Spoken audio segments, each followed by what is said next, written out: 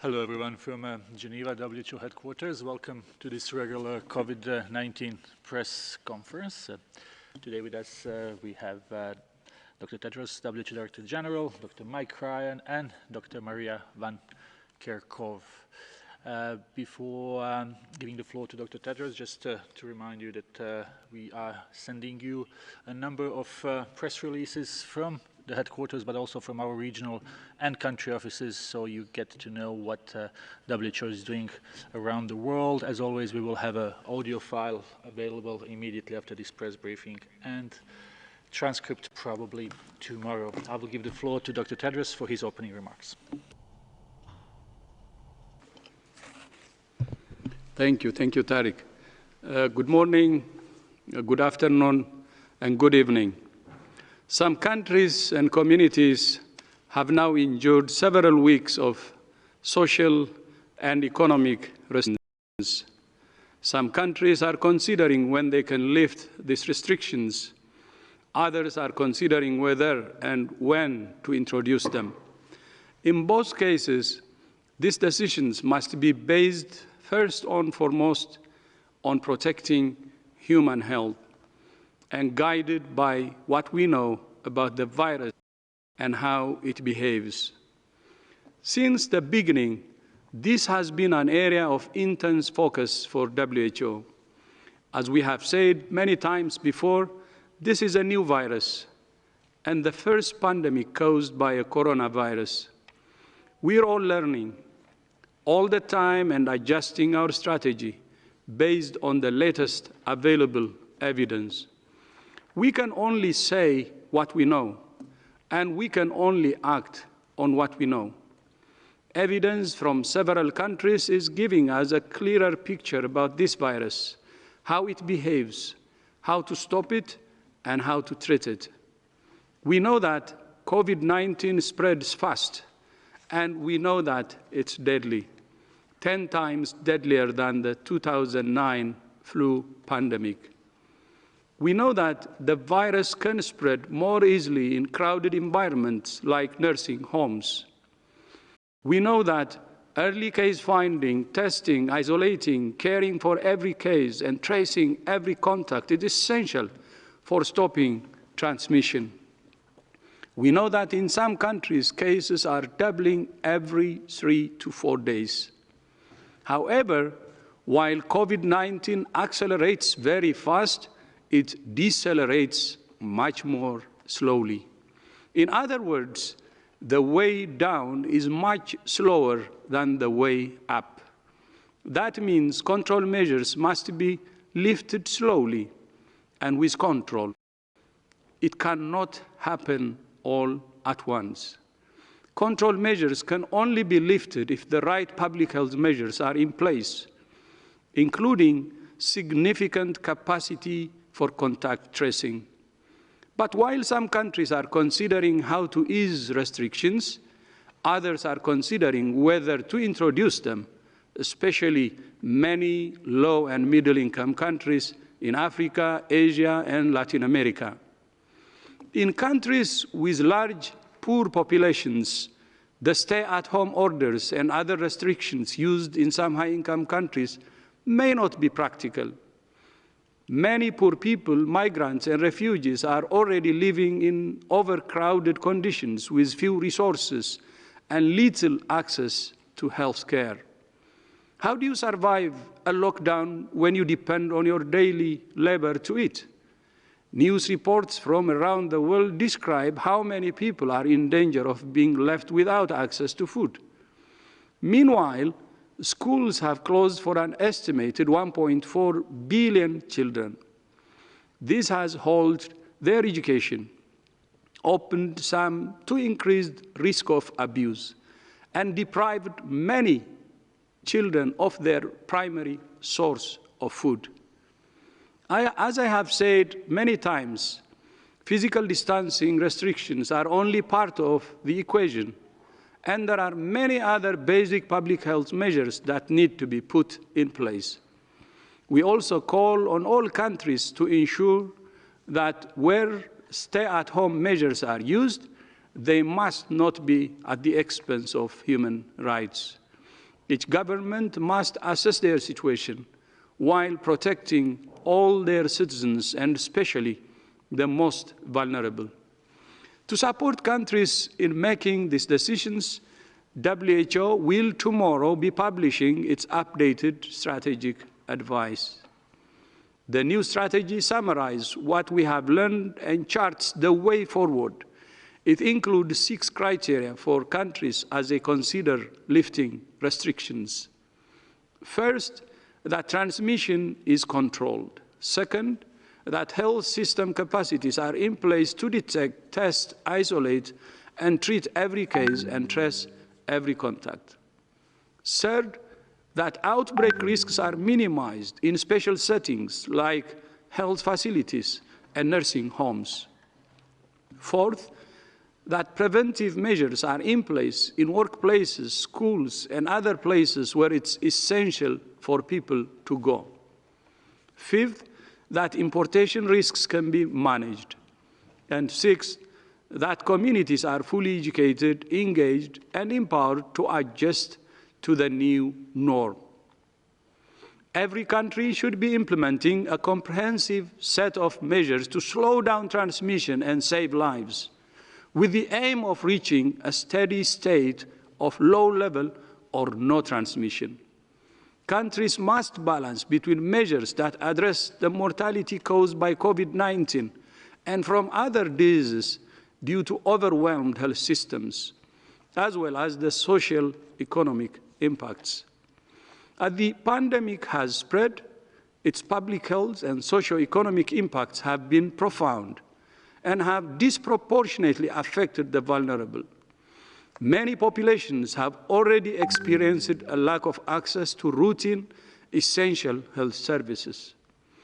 Our global connectedness means the risk of reintroduction and resurgence of the disease will continue. Ultimately, the development and delivery of a safe and effective vaccine will be needed to fully interrupt transmission. Finally, I would like to thank the United Kingdom for its generous contribution of £200,000 to the global response to COVID-19. And I would appreciate also the Prime Minister for his leadership and generosity. We greatly appreciate this demonstration of global solidarity. In an editorial last week, development ministers from the UK, Denmark, Iceland, Finland, Germany, Norway, and Sweden, calling on all countries to join this common endeavor. They said that tackling this disease together is our only option. I couldn't agree more. The way forward is solidarity. The rule of the game is solidarity. Solidarity at the national level and solidarity at the global level. I thank you. Thank you very much, Dr. Tedros, for these opening remarks. We will open the floor to questions. We will ask journalists to be short and ask only one question, so we try to get as many as possible. And we will start, if possible, with Jamil. And we just need a second to get our lines on. Jamil, can you hear us now? Yes, can you hear me? Yes, now it's okay. Jamil, please go ahead. Thank you, sir. This is Jamil Shader from UOL, Brazil. Dr. Tedros, what is your position, and especially in this new strategy by WHO regarding chloroquine? What is the evaluation WHO has on this medicament? Is it supposed to be used? Is it not supposed to be used? Do you recommend? Do you not recommend? Where are we in this issue? Thank you so much.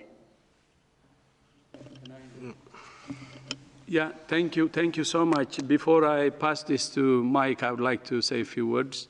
First of all, correction, the generous support from the United Kingdom is £200 million. And I'm glad also that the Prime Minister has recovered and is back home, and we wish him well. And I would like to appreciate him and his government and the people of United Kingdom for their generosity. Thank you. Mike. Thank you, Teras. The question was regarding the chloroquine. Yes, indeed. Sorry about that. The issue with chloroquine is chloroquine and hydroxychloroquine are licensed medications all over the world for a large number of indications, and in many cases are life-saving. And many patients with very difficult and chronic conditions are managed and have good lives in taking that drug. The initial and some initial indications that the drug may have some use in the treatment of coronavirus, of infections, and specifically COVID-19. And in fact, those drugs have been introduced to WHO's collaborations on trials under the Solidarity trials and also under the Discovery trials and other trials all over the world. So the medical and research community are really taking the potential of hydrochloroquine seriously, and chloroquine seriously, and it's currently, as I said, involved in a number of different trials. Some countries have issued guidance to clinicians that allows a clinician, in the case of treating a patient, to use hydrochloroquine or chloroquine in an off-label mechanism. That means they may, under the current licensing of the vaccine, choose to use that in the care of a patient with COVID-19. There is no empirical evidence, there is no evidence from randomized controlled trials that it works, and clinicians have also been cautioned to look out for side effects of the drug to ensure that, first, we do no harm. We eagerly await the outcome of the trials that are underway, and Maria may have more details on that.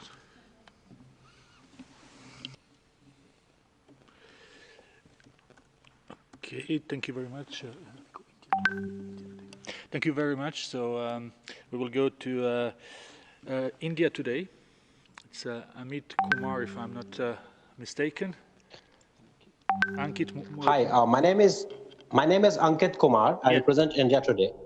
My question is, an Indian province had placed an order of 500,000 rapid antibody test kits from China for the purpose of mass community testing. Now, Indian local authorities are telling us that only days before the delivery, they have been told that those kits meant for community testing in India have now been diverted to the United States, a country which is already testing more people per million than any other country on the planet. Have you received any communication from Indian government regarding such issues? As a global body, where do you stand on such issues? What can WHO possibly do in such a scenario? Thank you. To my knowledge, we've received no such communication on this incident. But there is, in general, around the world, a lot of pressure on supplies of diagnostics, a lot of pressure on supplies of protective equipment and other essential supplies. It is really important that everyone remains disciplined in this process, and that we don't allow a market that's already failing to fail entirely.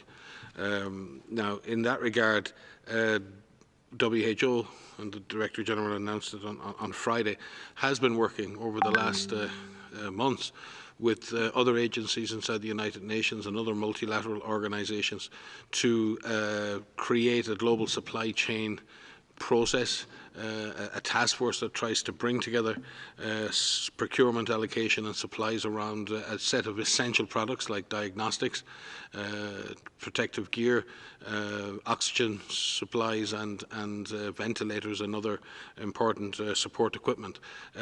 We have produced a global catalogue for that equipment and are endeavouring to work with our partner agencies and donors to do bulk purchasing of that material in order to distribute that in a more equitable way around the world. But that doesn't fix the market problem. That could allow us to ensure that all countries get a minimum supply of essential goods or essential supplies, but it in no way can fix what is a global failure in markets and competition between countries, whatever those countries are. Our competition within countries, for that matter, for materials, only drives prices up and leaves a situation where people who need stuff may be without it. But I'm not aware of the particular incident that you referred to. And I just would like to add to what Mike said. There is overall a shortage of supplies globally, be it test kits or PPE. And that's why we're trying to do what Mike said, which may not address the shortage. And at the same time, we're working with the private sector and with the International Chamber of Commerce and around 3 areas. One is to increase production. Second is to address the cross-border trade problems.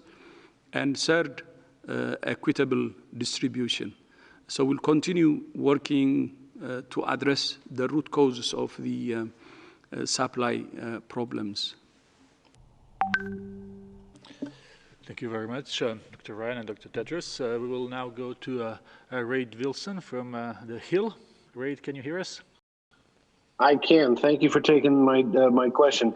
There are reports that President Trump may cut off funding for WHO this week. What would that do to the agency's budget? How would it impact the response to COVID-19? And can you talk more broadly about the relationship between WHO and the United States?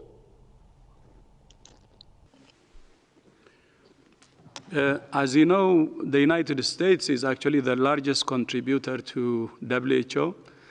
And I have met President Trump a number of times before, starting from 2017. And recently, we had a call conversation 2 weeks ago. And what I know is that he's supportive, and I hope the funding to WHO will continue. And the relationship we have is very good, and we hope that this will continue.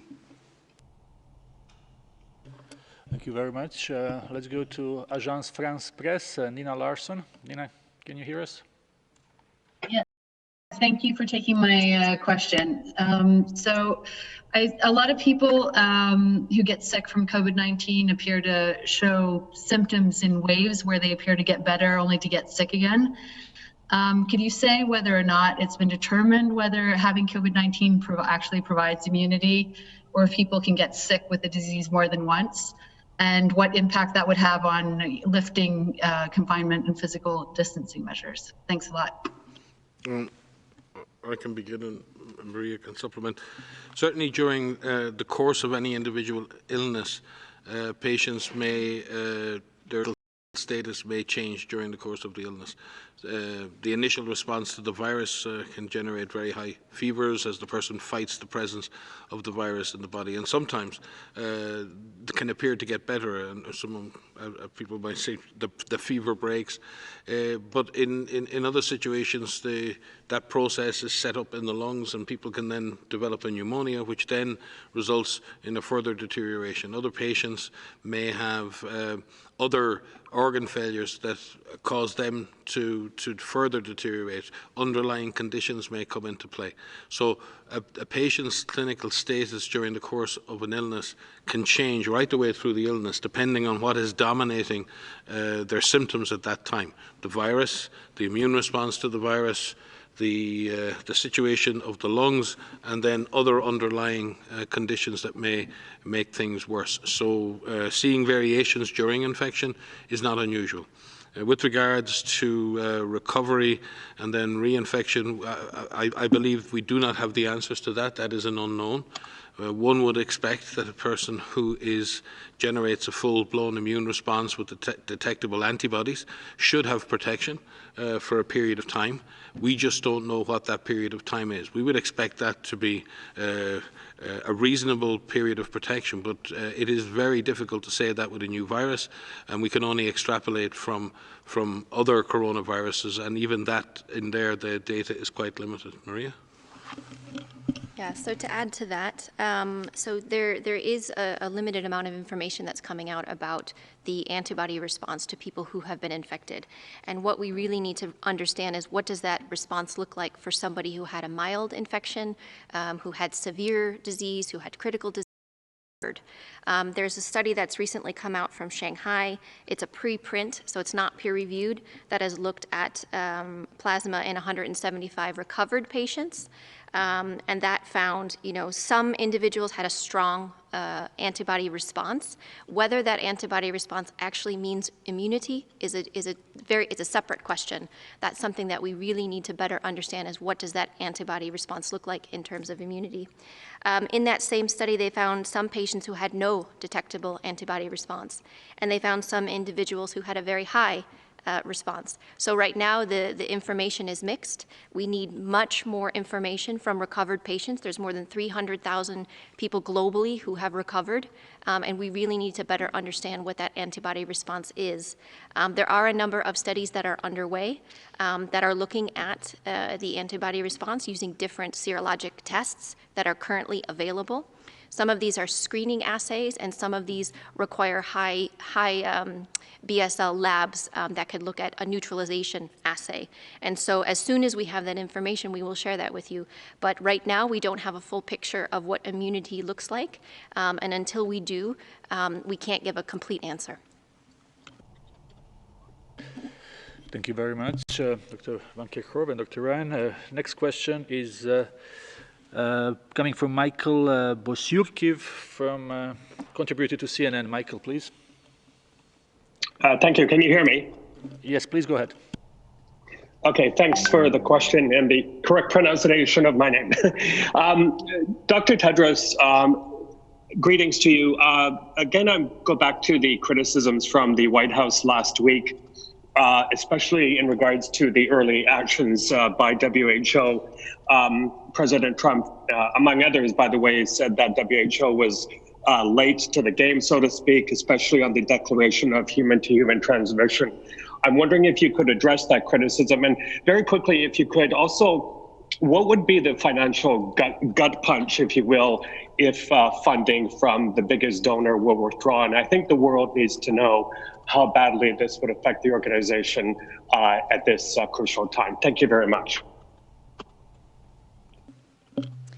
So thank you for that question. I will start, and perhaps Dr. Tedros and Mike want to supplement with this. So with regards to the human-to-human transmission question, so right from the start, from the first notification that we received on the 31st December, given that this was a cluster of pneumonia, I'm a MERS specialist, so my background is in coronaviruses and in influenza. So immediately thought, given that it's a respiratory pathogen, that of course there may be human-to-human transmission. So initially, when we started to put together our technical guidance for our member states, we put guidance that focused on how this virus could be transmitted. And what we focused on was droplet and contact transmission, which is how respiratory pathogens are spread. We also, within our infection prevention and control guidance, put out a special provision for healthcare workers who are focused on conducting aerosol generating procedures, in which we put in place recommendations for airborne transmission. That guidance is still in effect. The guidance that we put up was on the 10th of January. It was the 10th and the 11th of January because there were 5 or 6 technical guidance materials that were actually put up on the web, which were open to everyone. We also shared this guidance package, which included surveillance guidance on how to find cases, laboratory guidance on how to detect cases, infection prevention and control, how to prevent infections, particularly in healthcare settings, because given our past experience with MERS and with SARS, we immediately thought that you could have transmission in healthcare facilities, you could have amplification events in healthcare facilities, and potential super spreading events. I did a press briefing on January 14th where I mentioned this. And in fact, that got quite a few headlines because I think saying that we may have super spreading events is something that we worry about as an organization, and we want to do everything that we can to prevent that from happening. We also put out a readiness at the time for countries to say, how are we prepared to deal with a pathogen, a respiratory pathogen, and what systems do we need to put in place? And we lastly put out a disease commodity package, which listed all of the materials that one may need to detect cases, to care for cases, given that we didn't have a treatment, we still don't yet, but to put out how can we symptomatically treat individuals. And so very early on, expected that there would be human-to-human transmission because it's a respiratory pathogen. And so that's why our guidance on the 10th and the 11th of January included information on how to protect people from getting infected, focusing on respiratory and droplet transmission. And I just may add, in terms of official information to our member states, on January the 5th, WHO published an alert to all our member states on the epidemic platform that we have, and on the same day published public information on that on January the 5th. And very prudently on January the 7th, CDC established its incident management system in response to that, and subsequently put out a health advisory, I think, to all frontline public health and health staff in the US, which again, like Maria said, detailed the procedures for investigating cases, including droplet spread precautions and the mechanisms for investigating and asking all physicians and frontline public health workers to report any cases meeting the preliminary case definition. So from that perspective, the information was shared, and very appropriate actions were taken in the United States in response to that alert.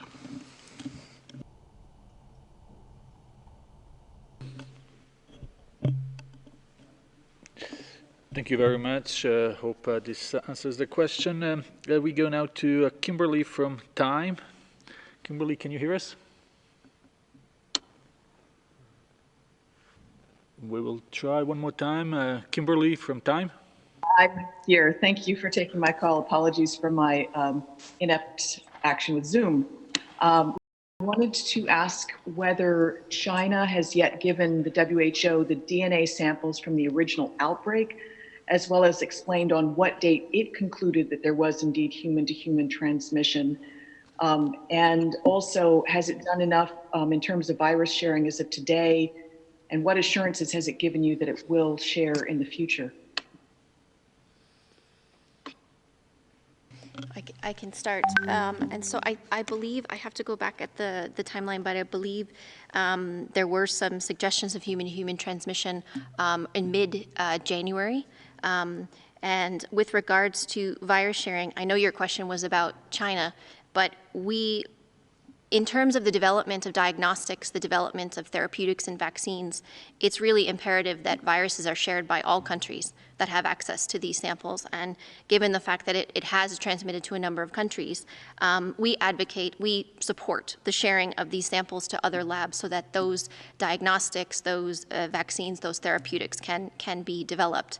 The sequence itself of the virus was shared on the 12th, if I remember correctly.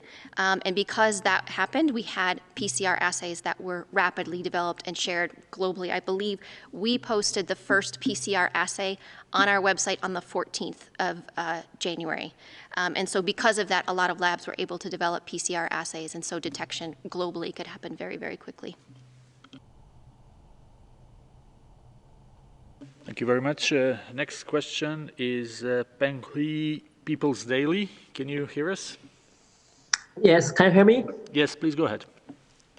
Oh, thank you for taking my question. There is a positive signal about Europe. The DG said last week.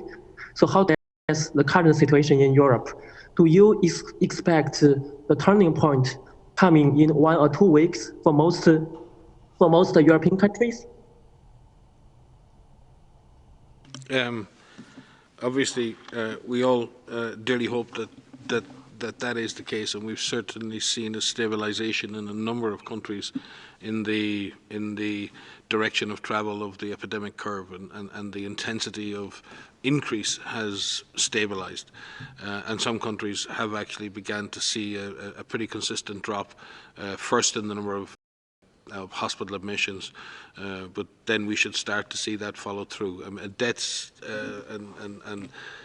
take a little bit longer to drop because many people are in hospital already, and some unfortunately may die. So we look at the number of confirmed cases and we look at the number of hospitalizations as the first indicator that things may be stabilizing. And we're certainly seeing that, and it's with great credit to people all over the world, and particularly in some badly affected European countries, that they've stuck with the task of physical distancing and stay-at-home orders, and that's taken the pressure out of the epidemic. But by no means does that mean that it's over. Now is the time for vigilance. Now is the time to double down. Now is the time to be very, very careful. And that does not mean that countries cannot begin to create an exit strategy. It doesn't mean that countries shouldn't be actively planning to do that. But as the Director General said, there are, in that sense, there are things that need to be done. You can't replace lockdown with nothing. You must replace lockdown with a very deeply educated, committed, empowered and engaged community. We are going to have to change behaviours for the foreseeable future. And we've seen a huge embracement of that by people. And in the vast majority of cases, that has not needed to be enforced. The vast majority of citizens are doing what they can for themselves and to protect others. But we are going to have those adapted behaviours in terms of personal hygiene, physical distancing, being careful for a long time. So the base of moving out of lockdown is communities on the alert, communities aware of the risks, and communities taking action, continuing to take action to protect themselves and others. That needs to be backed up with a way of finding the virus.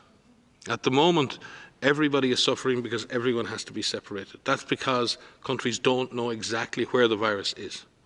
The only way to get out of this is to find the virus. The only way we find the virus is to identify those people who may be infected and test and isolate, find contacts and quarantine contacts. And that is community empowerment, community involvement, and public health intervention through the use of case finding, isolation, contact and quarantine is the alternative to having lockdown and having a health system that's capable of absorbing any increase in cases. We need to continue that strength in the health system. It's incredible how health systems have adapted and how hospitals have expanded, how they've done amazing things, absolutely incredible things over the last number of months. And they have saved many, many lives. But we're going to have to sustain that capacity. And health workers are going to have to continue to have protective equipment, and we're going to have to continue to have intensive care beds on standby, because as we come out of these lockdown situations, we may see a jump back up in cases, and we don't want to lurch from lockdown to nothing to lockdown to nothing. We need to have a much more stable exit strategy that allows us to move carefully and persistently away from lockdown. And the only way to do that is to have fully empowered communities and a fully activated public health architecture and a strengthened health system. Small addition to that to say it's really important that the lifting of these measures doesn't happen all at once all over Europe. And we completely understand we're in the same situation, the desire to want to release those and get people back to work and kids back to that. But it's really important that it's not done all at once, because if the systems are not in place that has just been outlined, if the systems to identify where the virus is, to isolate cases, to find the contacts, to treat the cases, to have the beds free to actually care for patients, then you're going to be overwhelmed again. So what could happen is if they're lifted in certain strategic areas, maybe where there's lower incidence, and if that can happen slowly, then the system can divert where it needs to go to be able to quickly identify those cases, while other parts of the country may still have those restrictive measures in place. But it does have to happen slowly. It does have to happen in a very controlled manner, and it is important that the community understands this, because it may be a little bit longer that you have to remain at home, or you have to work from home, or schools may need to be closed. But again, this is temporary. I know it seems like a long time now, but it is temporary. So not lifting all at once is very critical so that we can get people back to work, get these economies going back again as quickly as possible. Thank you very much. Now we will go to Morocco. Mr. Mohamed Ashari from Morocco Media News. Mr. Mohamed, can you hear us? We will try to establish the line with Mohamed from Morocco. Can you hear us? Yes, I do. Please go ahead. Can you hear me? Yes? Yes, we can hear you very well. Please go ahead. Okay, thank you very much. Thank you very much for giving me a chance to say my questions. Actually, I'm talking especially about Morocco. Please, could you tell us and how fast we going, towards this pandemic, and how if we slow or fast towards this pandemic, and also to stop and to slow the cases, especially I'm talking about Morocco as an example. Thank you very much. Thank you very much, Mohammed. The line was not the best, but we understood that the question is about situation in Morocco. So I will see if Dr. Ryan could say something about it. I think Morocco has approximately 1,600 cases at the moment, and I think the numbers are increasing of the order of 70 to 90 per day. So the doubling time in Morocco is actually quite long, and in that sense, Morocco has the opportunity to keep it that way. There have been 76 deaths, unfortunately. So mortality is reasonably low. The epidemic curve is relatively flat, but that can change at any time. We've seen this in country after country. Countries go along with a small number of cases, and then it reaches a certain point and that curve takes off. So it's really important, and many countries in the Eastern Mediterranean and North Africa have done a good job in doing that. But it does require to have extensive testing and broaden testing out, actively looking for cases, and dealing with all of the other strategic issues that other countries do. But in principle, Morocco is in a strong place to continue control measures, and also be in a strong place to be able to lift any restrictive measures, as long as Maria has said that that's done gradually, as long as that's done with great care, and as long as the other public health and community measures are in place. But I'm sorry, I don't have a detailed set of data for Morocco in my head, but if my memory serves me, that is where Morocco is epidemiologically at the moment. Thank you very much. Hope this answers the question from Morocco. Next question is from Devex, from Sarah Jerving. Thank you. I'm wondering what is the appropriate time frame for someone to isolate if they think they might have been exposed. There seems to be this belief that 14 days is appropriate, but since the incubation period can be up to 14 days, so then if someone is not showing symptoms after 14 days but does have the virus and doesn't have access to a test, how long after that can a person have the illness and be contagious?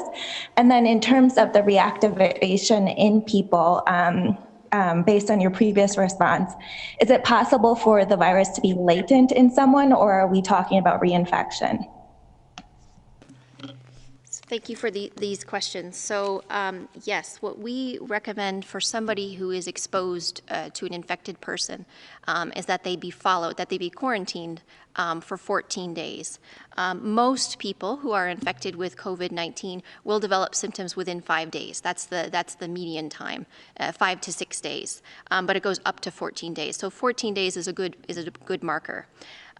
For individuals who are infected, your question was how long can they be contagious? And that's the right question, because when we actually test people who are infected with COVID-19, they have this molecular test, a PCR test, and they can be PCR positive for weeks.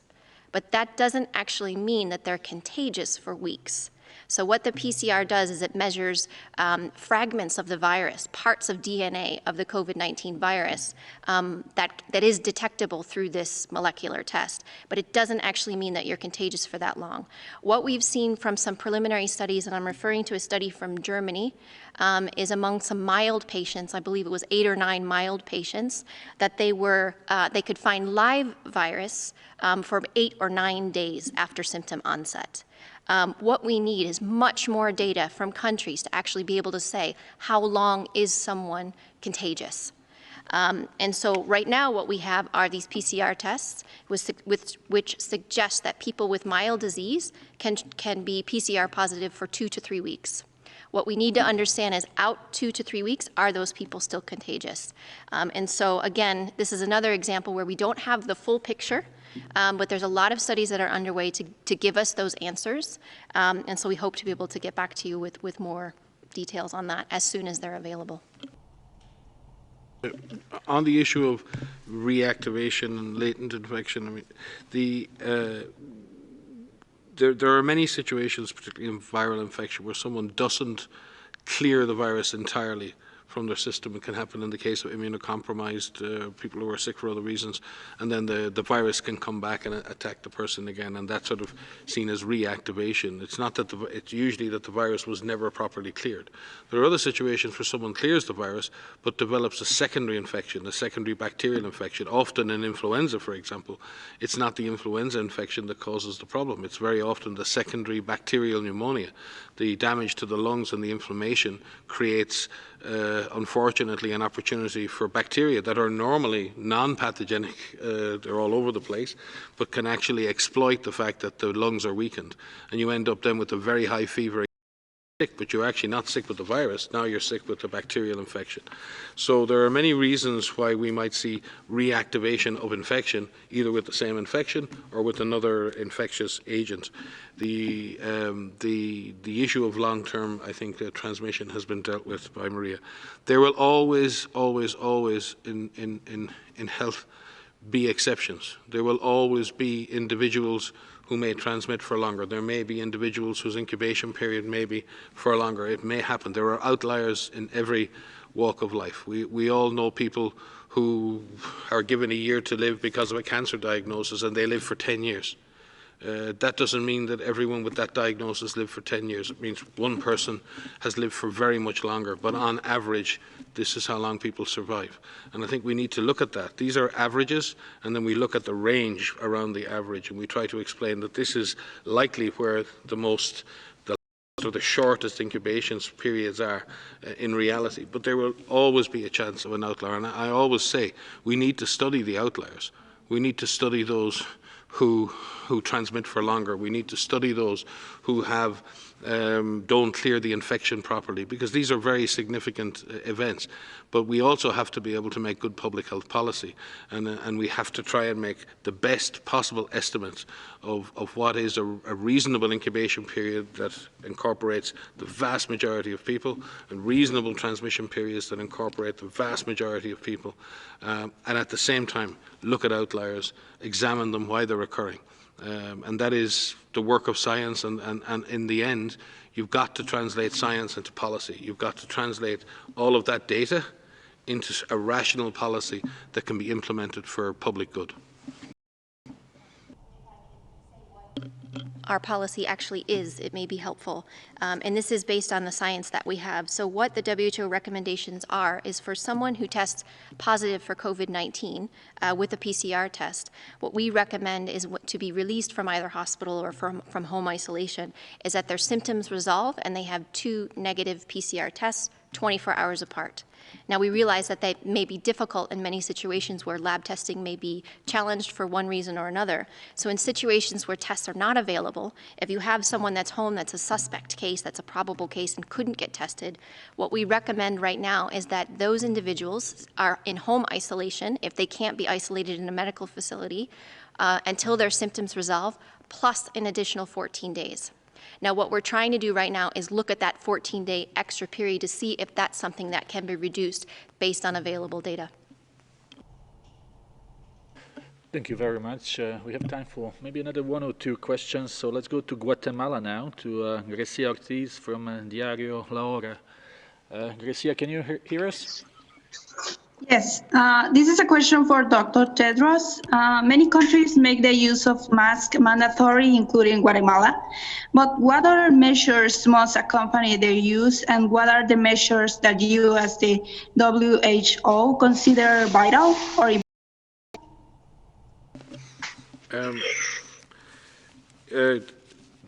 WHO obviously advises the use of medical and N95 respirator masks in a healthcare environment, and I think our guidance is quite clear on that, and we want to see that type of material reserved for use in that environment.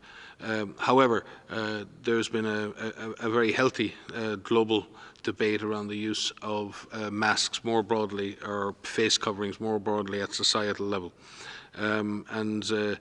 WHO has been clear that there is no specific evidence to suggest that a mask may protect you from infection, equally a mask may provide protection for others. If you happen to be symptomatic and coughing, it might stop you contaminating somebody else. There are a number of issues around the broader use of masks. One, in that it may divert mask use from the healthcare setting, and that's something that just cannot happen. There are issues around wearing those face coverings and disinfecting those face coverings and disposing of those face coverings or masks, and the fact that putting on and off those masks involves people often touching their face as well, and therefore it cannot be done outside the context of very clean hands and proper personal hygiene, and also masks are an alternative to lockdown. And we've said this publicly again and again. WHO will support countries who wish to implement a more broad-based strategy of mask wearing or face covering wearing on a broader basis, as long as it's part of a comprehensive strategy, as long as it's linked to the things we said before: community education, personal hygiene, a strategy to find, test and isolate cases. If mask use is added to that, then I think that WHO can see the value. But if mask use is used as an alternative to those public health strategies, if it's used as a reason not to do those other things, then we believe that is the kind of policy that's counterproductive. So we see mask use in the broader context of a comprehensive strategy, and in that sense we'll support member states who wish to introduce that, as long as it does not take masks out of the healthcare environment, and people know how to wear them, know how to dispose of them, and are doing all the other things that they need to do. Maria?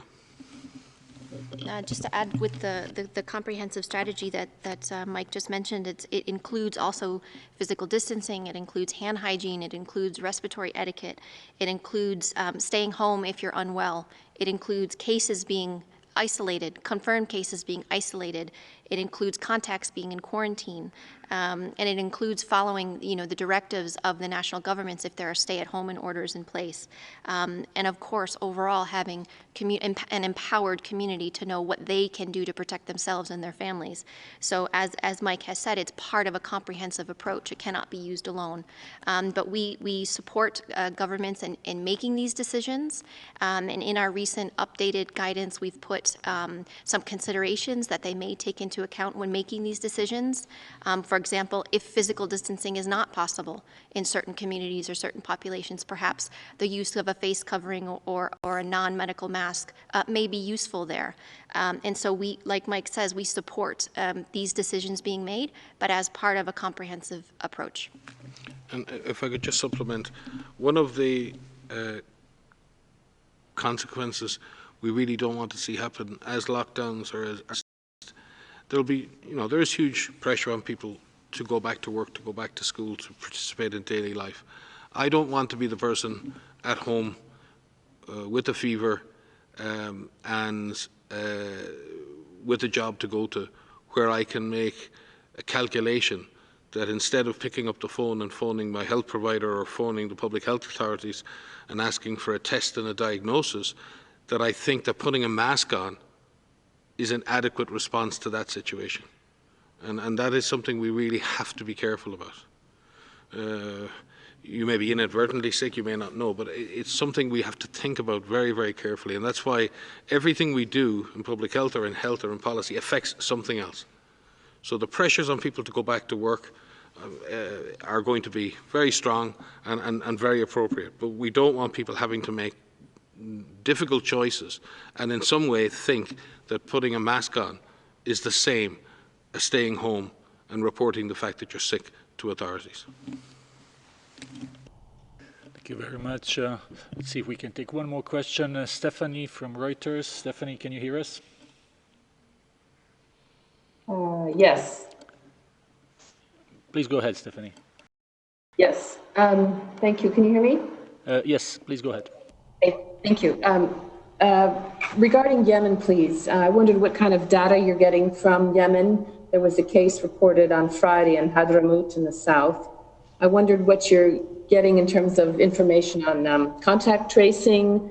It appears that the neighboring provinces have closed the borders. So I wondered if you've had any suspect cases anywhere else in the cities of Yemen, Aden or Sana'a or Sada, and what sort of capacity does Yemen have or not have in terms of hospital beds, medical professionals, etc.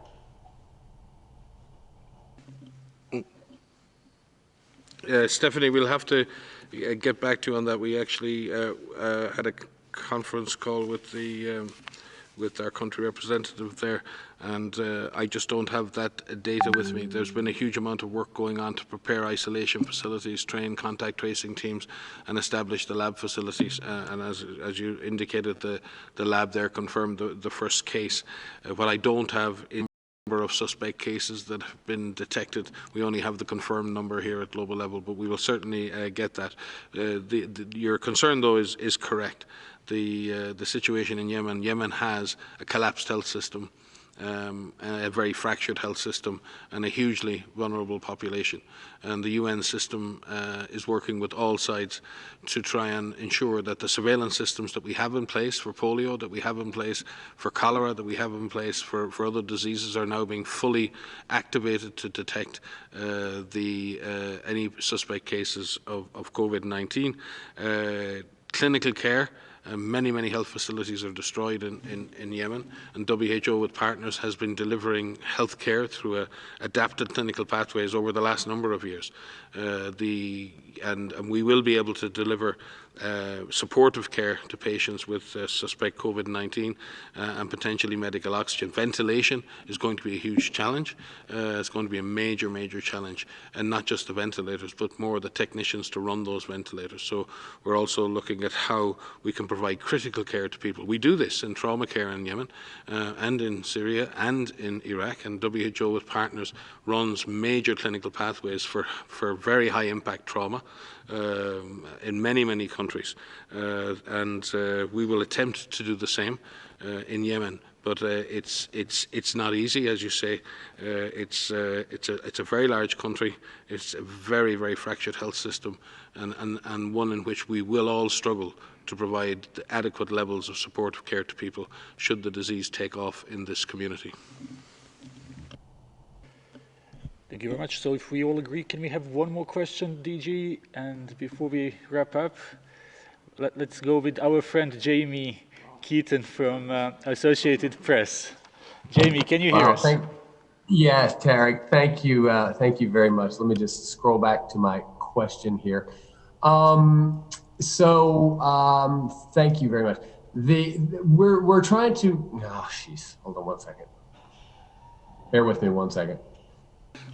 Okay, so how much, my question is really about travel and about why we're seeing this outbreak in urban centers more than we are in rural areas. And I just want to see if you've got any new metrics on those front. So how much does the fact that people travel so freely in places like Europe and North America with high-speed trains and cheap flights and whatnot explain why this has spread so fast to some countries? And conversely, might it be a saving grace that some parts of Africa and elsewhere are so remote, which would explain why they don't have such high rates? Thank you. Very good point, Jamie. And I think this morning we were, our teams were actually talking to ICAO and IATA around that same issue, around examining travel flows and how it's influenced the epidemic. And certainly, I think what it reflects is, regardless of the country, all urban centres are connected around the world now. So we have a global network of urban centres, and at any given moment, you're no more than probably 1 or 2 flight connections from any other place on the planet. But that is very much centred on high-density urban environments around the world. It's almost, it's amazing to see that. And you're right, then disease then penetrating from a national, urban, highly populated centre out into the periphery is a factor of the number of people who go and come. It's a factor of how much distance and social contact there is between people in those environments. But it's also a factor of, can you see that disease? Because very often rural areas may have less sensitive surveillance systems, they may have less health services, and that's a factor as well. So is it that it's not there, or is it that we're not detecting the disease when it is there? And that's something we need to think carefully about. But there's no question that the global urban hubs that are connected by so many connections allow disease to move. How it then amplifies in those urban settings is a factor of population density. It is no surprise that the disease exploded in places like New York City, or first London became the epicenter in the UK before anywhere else. In Italy, it was slightly different, but it did centre around urban centres in northern Italy. I think it was the same with, in Spain and in other places. So yes, you are correct, and it does mean for the future that we really do need to look at urban health and public health in urban areas, and surveillance and containment in urban areas. Again, I've been positively surprised in many ways in that it's been incredible to see how urban populations have actually complied with and bought in to measures that you would not imagine people in urban settings would normally buy into. The idea that people in some of the most cosmopolitan cities in the world have really stayed at home, to me, is a credit, because you would have imagined that would have been much more difficult. And in that sense, I see hope for the future. But your point is well made. Maria, I don't know if you have any specific points on this issue. Yes, just to add that even though we have seen some explosive outbreaks in urban areas because of just by the sheer fact that people are living in much closer quarters to one another, and this is a respiratory pathogen that spreads by droplets from people who are in close contact to one another, and also through contaminated surfaces. And so if you have people who are closer together, you have the possibility to spread it. But it doesn't have to be that way. So we have seen some very large urban centers that haven't had explosive outbreaks. And the difference is back to this fundamental approach that we've been talking about, is if you know where the virus is, and if you are able to test those individuals, you can actually isolate them, and you can find their contacts, quarantine their contacts, and the virus doesn't spread. So just because it's an urban environment and just because a virus shows up in a very densely populated city, it doesn't mean it has to have an explosive outbreak. So there is the possibility that this virus can be controlled. This is the first pandemic in history that we are able to do this. And so it is really critical that even those initial cases that come in, anywhere in the world, and there's a number of cities right now, there are a number of countries that are still seeing low levels of cases, you still have the possibility to control this.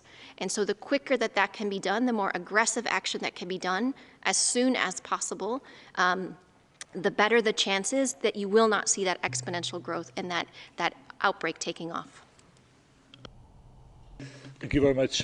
We will conclude with this, and we will see you again on Wednesday. We will have an audio file sent to you, as we always do, in next hour or so, with other news from other WHO offices.